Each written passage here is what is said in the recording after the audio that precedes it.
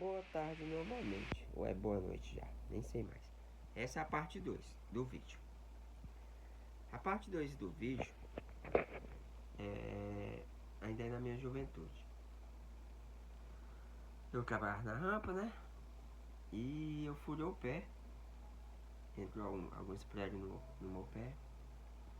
E sangrou, na verdade não sangrou de imediato, sangrou quando eu puxei os pregos. E eu cheguei em casa sentindo muita dor e meu padrasto vai voltar, vai trabalhar a noite toda. E minha mãe, não, ele não vai, que furou o pé, que é pra ir a você, e eu não queria ir. Minha mãe apanhava dele, eu também, né? Meus irmãos. E se foi assim, foi abaixo, eu acabei não indo trabalhar. Isso me marcou muito, porque me magoei muito com a situação. Passou uma semana, minha mãe mandou comprar um frango. Comprar um frango pro almoço. Eu peguei esse dinheiro e fugi. Peguei um ônibus e fui barrar no José Walter. Era um conjuntozinho que tinha aqui no José Walter, que era o lugar mais próximo que eu conhecia. Eu morava em São Cristóvão, numa comunidadezinha aqui vizinho, São Cristóvão. Aí fui pro José Walter. Passei o dia todinho, mano, andando sem rumo. Quando foi a tardezinha, cheguei numa casa, pedi um copo d'água, contei a minha situação, a minha mãe me ofereceu uma dormida. Aí dormi uma noite, dormi duas. Nisso ficou mais ou menos 2 meses. Era só um casalzinho de idoso e a filha e a irmã dela também, tudinho mais novo, acho que tinha uns 40 e poucos anos. O resto era 80, era 4 pessoas na família. Não, era quinta, tinha um rapaz também. Um rapaz não, era um homem também que já tinha seus 40 e poucos anos. Mas resumindo, não tinha ninguém menos de 40 anos. Tudo era acima disso, né? Aí a dona Liduína, pessoa muito boa, mulher muito gentil. Aí tinha a irmã dela, tinha os pais dela. E, enfim, eu cheguei pedindo pra dormir, né? Contei a minha situação. E eles perguntaram se eu não podia ficar lá, né? Só tinha uns 16 anos, eu acho. Eu fiquei de início, mas depois eu não me sentia parte da família, né? Não me sentia muito parte da família. Ficava, varria o jardim, aguava as plantas, varria de manhã e varria de tarde. Eram as minhas obrigações. Aí eu resolvi voltar pra minha casa. Aí voltei, contei a situação, minha foto passou no barra pesada. Minha finada avó ainda era viva. Botou minha foto no barra pesada. Aí eu resolvi voltar. Voltando, aí voltei a trabalhar na rampa de novo. Eu não tinha estudo. Não tinha. Não tinha muito estudo. Mas já sabia ler e escrever. Mas não era o suficiente, eu acho, tá? Ou então eu me acomodei. Trabalhei nessa rampa. E antes de já tinha um emprego de jornal, trabalhava no jornal. Aconteceu umas coisas comigo, os caras usavam muita maconha dentro dos carros, dentro do caminhãozinho que ia buscar a gente, eu acabei saindo. Aí voltei a trabalhar nessa rampa. Aí eu conheci a Universal. Eu já conhecia um pouco da palavra, quando era pequeno minha avó levava pra igreja. E conheci a Universal. Na Universal conheci o grupo de jovens. E como eu tinha essa ligação com Deus na minha mente, porque sempre eu acho que eu tive essa ligação com Deus. Porque na minha infância já aconteceu já algumas outras coisas que eu contei aí na parte 1. Aí conheci o aniversário, aí eu entrei de cabeça. Orava, jejuar, fazia jejum, orava, dava o dízimo, as ofertas, ia para as vigíliazinhas que tinha, ia para um escuto campal, onde não tinha igreja, a gente fazia o escuto na rua, evangelizava, arrecadava alimentos. Na época tinha um negócio de arrecadar alimentos, não sei se era ABC, não me lembro, que a gente passava a tarde arrecadando alimentos para doar para os necessitados, sendo que eu também era necessitado. E eu era muito fiel a Deus, muito fiel a Deus. Não mentia, não fumava, não roubava, não fazia nada de errado. Era de casa pro trabalho, trabalho pra casa. E eu me questionava porque é que eu não conseguia falar em línguas. Eu virava, os caras, candidato ao obreiro, se levantava ao obreiro, depois virava pastor auxiliar, depois de uns anos. E eu lá sendo como candidato ao obreiro porque eu não conseguia falar em línguas. Isso me revoltava. Isso revoltava eu me questionava se o erro era eu.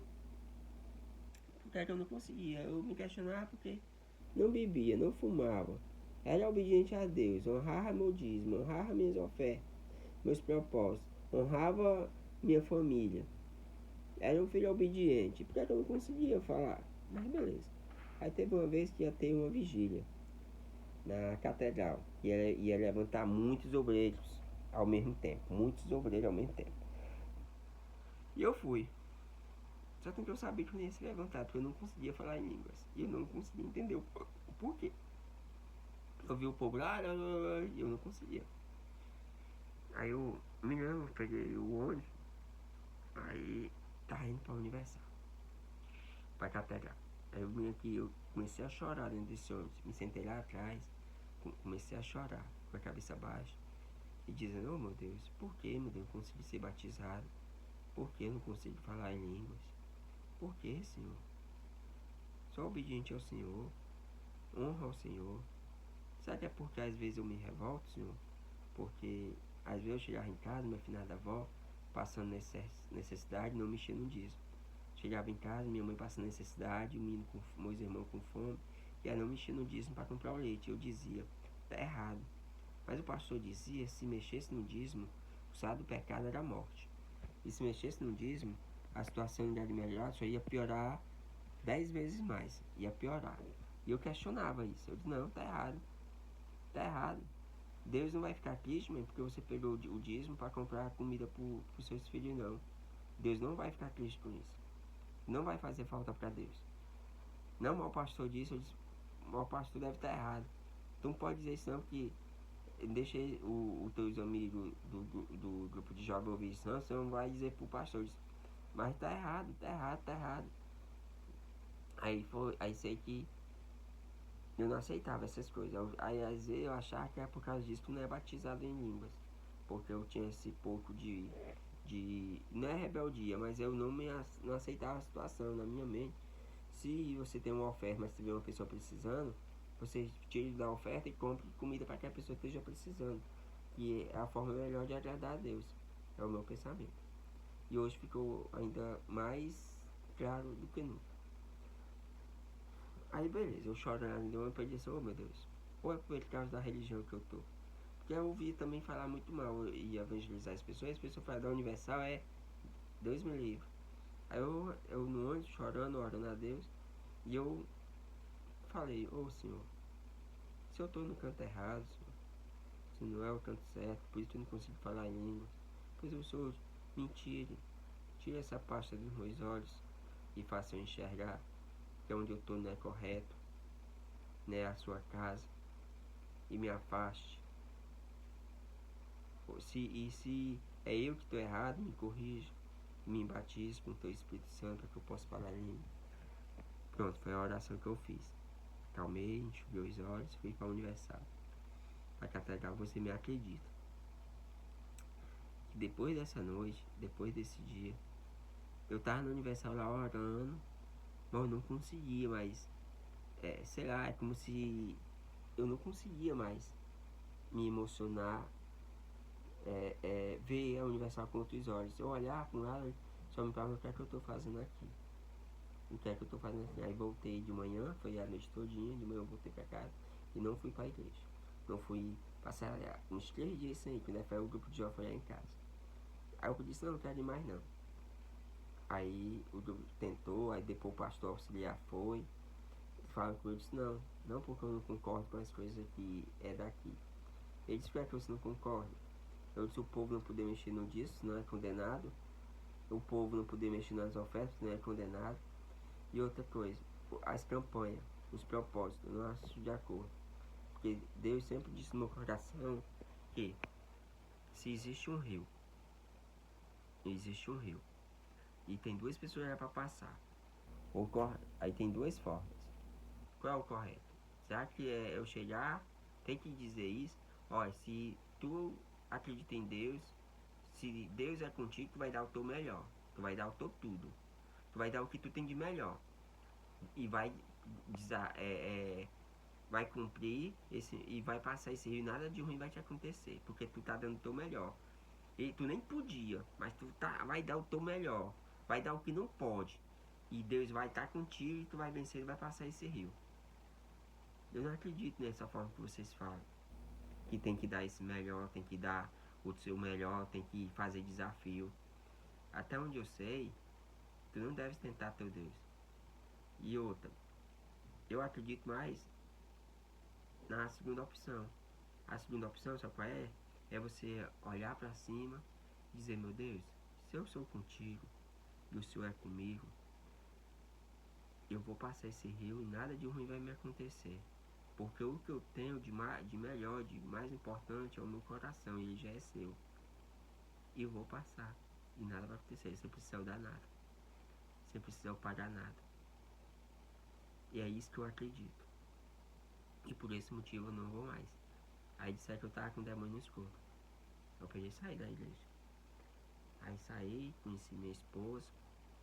Tô com ela até hoje. Já somos casados já há uns 25 anos, 24, 25 anos já. Conheci ela, tô com ela até hoje, graças a Deus. E pretendo envelhecer com a minha neguinha. Né? Aí nós tivemos um filho, Daniel. O nome dele era Daniel. E sofri muito. Sofri muito na época, quando eu tive esse meu filho, porque eu não tinha emprego. Aí fui inventar de trabalhar com o tio dela de carrocinha nas ruas, não deu muito certo, porque o tio dela veio mexer nas coisas, e eu ficava com medo, não queria, ele ia mexer, não podia ver uma casa fechada que ele levar as coisas que tinha na casa, fiação, pia, essas coisas, e eu não me senti bem. O pai dela me maltratava muito na época, maltratava demais, me chamava de vagabundo, dizia que eu ganhava sustentar no pinto. Às vezes estava tomando banho e ele chegou uma vez, fechou o chuveiro, deixou todo ensaboado. Às vezes ele me pegava, botava pra fora, jogava minhas coisas, chinelo, sapato, uma ou duas roupinhas que eu tinha, que eu também tinha muita coisa, jogava, botava pra fora. Aí quando eu via que ele se acordava, eu me escondia debaixo da cama da filha dele pra poder não me botar pra fora, pra ele achar que eu já tinha saído. Ele me puxar, mandava eu sair, sofri muito. E uma vez, aí eu tomei uma atitude, não, gente, não vou mais ficar aqui. E se você quiser ir comigo, a gente foi pra casa da minha mãe. E ela foi comigo. Aí chegou a minha mãe, adivinha. Passou uma semana bem, da fé, saiu no tapa com a minha mãe. Saiu puxando os cabrões da outra. Aí eu desesperado, meu Deus, pra eu ir pra casa dos pais dela não dá, porque o pai dela não gosta de mim. Na casa da minha mãe, saí no tapa. Saí, fui pra rua de novo com ela e meu filho. Fui morar na casa de duas mulheres que gostavam da outra. Fui morar na casa dela, passamos uns 2 dias, eu acho. Aí eu tinha um celularzinho daqueles bem antiguinho, bem antiguinho, bem antiguinho. E eu tinha comprado com uns milhões desses negocinhos de carrocinha. Aí fui pra feira pra poder pegar o dinheiro e comprar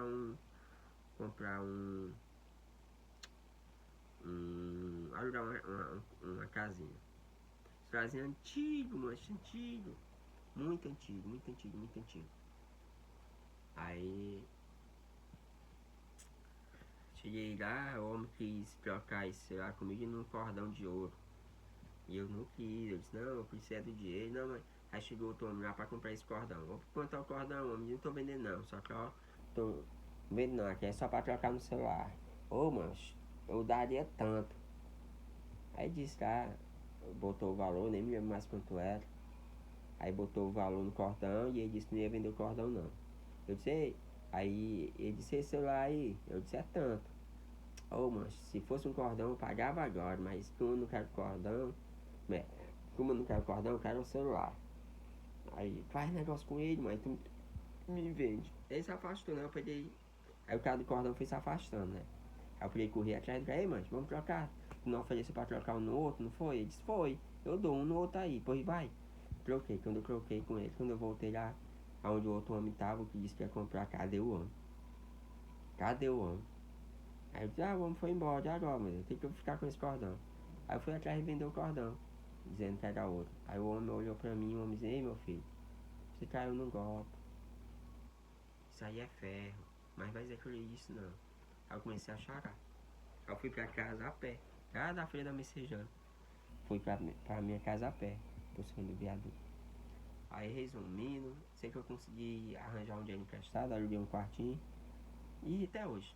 Depois já fui alugando um, fui comprando. Minha finada avó deu uma panela, deu um fogãozinho de 2 bocas. E nisso foi levando, graças a Deus. Já estou com a minha esposa já há mais de 24 anos. Mas aí Deus levou meu filho de 14 anos no afogamento. Nesse tempo trabalhando na sapataria nova.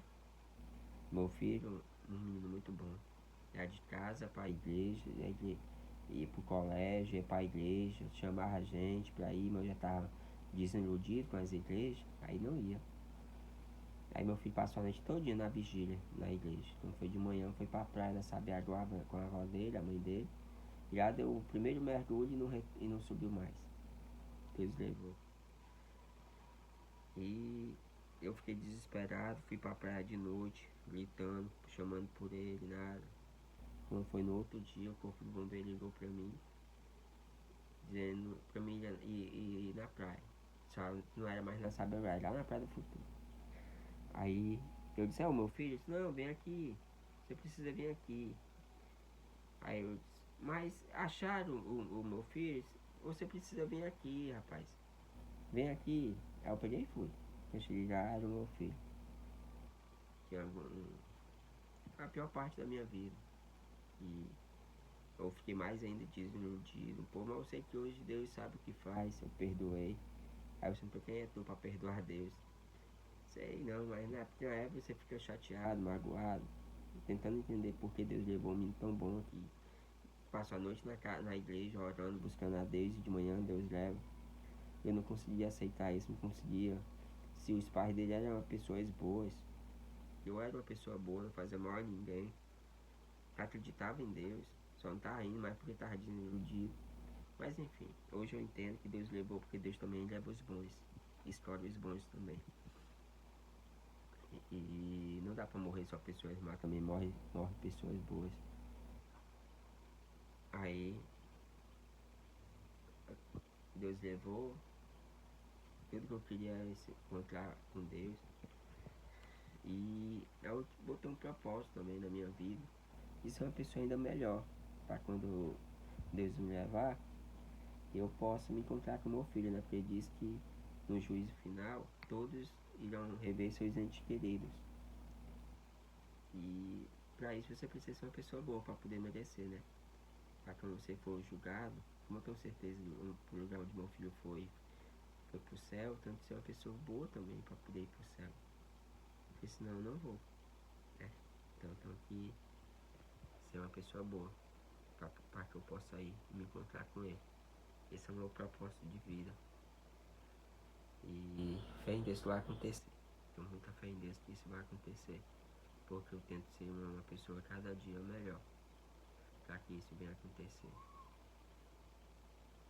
Aí, mesmo assim, eu continuei indo ainda para algumas igrejas. Depois que eu me aconselhei com Deus, entendi que Ele sabe o que faz, a gente não sabe o que diz. Mas eu não tenho, eu não consigo estar mais dentro das igrejas. É como se meus olhos estivessem abertos, tá? Porque eu não consigo entender porque é que o povo das igrejas fala tanto de Deus, fala 24 horas de Deus, mas não faz a vontade de Deus. Isso não entra na minha cabeça. Eles falam de Deus, mas não fazem a vontade de Deus. Estão mais preocupados em falar de Deus que fazer a vontade dele. Isso não me entra. Eu acho que eu não concordo com esses pedidos de dinheiro.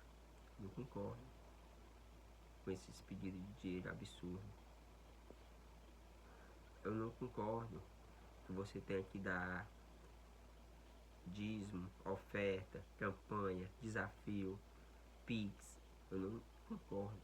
Não concordo. Não concordo que eles, às vezes, eles estão indo para a igreja, a pessoa, vamos mais na casa de fulano, faz uma palavra, está passando por uma situação assim, não, tem que ir para a igreja mais cedo para poder limpar. O mais importante é a igreja, não são as pessoas.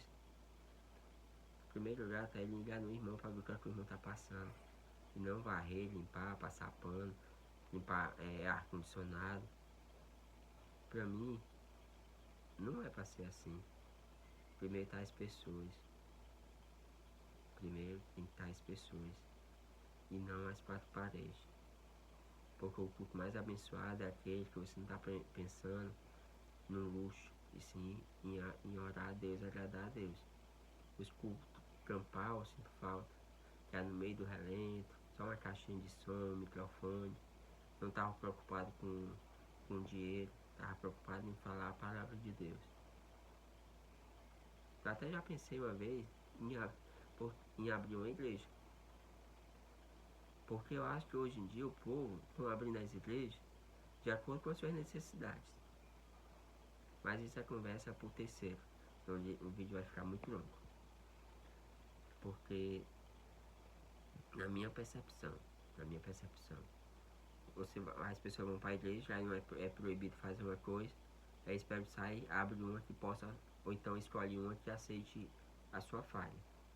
Aí nisso vai abrindo igreja, vai abrindo uma atrás da outra. Acho que existe igual o comércio, toda esquina tem uma. Toda esquina tem uma. É igual o bodega, toda esquina tem uma. As igrejas estão desse jeito, porque é de acordo com as necessidades das pessoas. Aonde a pessoa acha que vai aceitar o pecado, é onde ela vai.